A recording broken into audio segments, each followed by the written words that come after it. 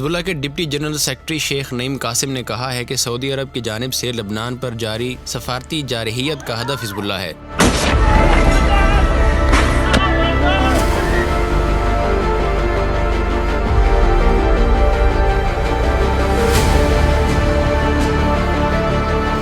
شیخ نعیم قاسم نے سعودی عرب کو لبنانی عوام سے معافی مانگنے اور پرامن تعلقات قائم کرنے کے لیے کہا ہے۔ یاد رہے کہ سعودی عرب اور لبنان میں جارج کردہی کے بیان پر سفارتی تعلقات ختم ہو گئے تھے۔ اس کے بعد سعودی اتحاد نے لبنان کو سفارتی جارحیت کا نشانہ بنا لیا اور اس جارحیت کا سلسلہ ابھی بھی جاری ہے۔ واضح ہے کہ حزب اللہ اسرائیل کے لیے خطے میں سب سے بڑا خطرہ ہے، جس پر اسرائیل مختلف بہانوں سے حملہ ور ہوتا ہے، لیکن حزب اللہ ہر بحران سے کامیابی سے نبرد آزما ہوتی ہے۔